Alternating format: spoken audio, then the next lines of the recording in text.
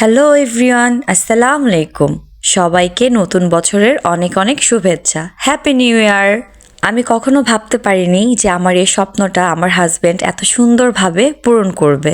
আমার অনেক ইচ্ছে ছিল এই রাতে, মানে হ্যাপি নিউ ইয়ারের আগ মুহূর্তে রাত 12টা বাজার আগে যে রাতের ভিউটা থাকে সেটা অনেক দেখার ইচ্ছে ছিল। বাইরে যে সবাই মিলে একসাথে হ্যাপি নিউ ইয়ার উদযাপন করবে সেটা সবার সাথে উদযাপন করার অনেক ইচ্ছে ছিল। আমি কল্পনাও করিনি যে আমার হাজব্যান্ড সেদিন ছুটি নিয়ে আমাকে নিয়ে বের হবে। তো শুরুতেই আমরা চলে গেলাম শহীদ মিনারে। সেখানে যে আমার হাজব্যান্ড শুরুতেই ফুল কিনলো, ফুল কিনে আমার মাথায় খুব সুন্দরভাবে পরিয়ে দিল। যখনই আমরা বাইরে কোথাও যাই আমার হাজব্যান্ড শুরুতেই আমাকে ফুল কিনে দিবে। আমারও ফুল অনেক পছন্দ, কিন্তু আমি দেখলাম আমার চেয়ে আমার হাজব্যান্ডের ফুল খুব বেশি পছন্দ।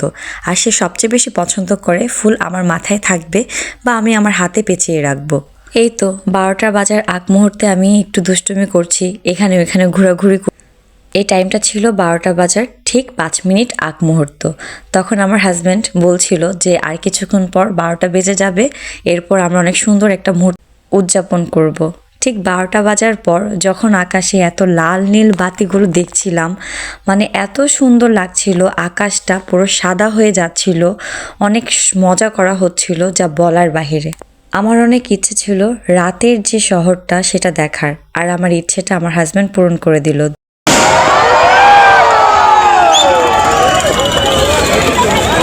যখন হঠাৎ করে এত বিকট একটা শব্দ হলো আর আকাশে এত আলো ছড়ালো, তখন সবাই এত চিৎকার করছিল আর এত মজা করছিল যা বলে প্রকাশ করার মতো না। আমি আসলে এমন জিনিসগুলো সবসময় টিভিতে দেখেছি, সামনে যেয়ে কখনো উপভোগ করিনি। এই তো যখন রাত 1টা বাজে আমরা চলে যাব, বলছিলাম যে বাইরে একটু ঘোরাঘুরি করে আমরা বাসায় চলে যাব। তো যাওয়ার আগে একটু চানাচুর মাখা খেলাম।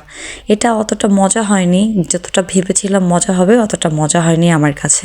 তো কি আর করার, যেহেতু টাকা দিয়ে কিনেছি খেতে তো অবশ্যই হবে। তো বিপদে পড়ে আমি খেয়েই নিলাম। এখানকার ফুচকাটা সবচেয়ে স্পেশাল হয় আমার কাছে, ঝালমুড়ি আর ফুচকা এই দুইটা সবাই খেয়ে দেখবেন। যেই শহীদ মিনার আসবেন সে সর্বপ্রথম ফুচকা ঝালমুড়ি খাবেন। এরপর পুরো ঢাকাটা ঘুরতেছিলাম যে বাইকে করে একটু ঘোরাঘুরি করি। তখন বিজিবি সদর দপ্তরের সামনে যেয়ে একটু দাঁড়ালাম, সেখানে যেয়ে কিছুক্ষণ ঘুরলাম। ঘোরার পর আর একটু লাইটিংয়ের সামনে চলে গেলাম, হয়তো এখানে বিয়ে হচ্ছিল বা অন্য কিছু, সেখানে যে একটু ফান করলাম। সেখান থেকে তারপর বাসায় যাওয়ার জন্য রওনা করে দিলাম। পাশে হচ্ছে ফানুস ওড়া ছিল, সেটার একটু ভিডিও নিলাম। এরপর আমরা দুইজন খুব রোমান্টিকভাবে চলে গেলাম।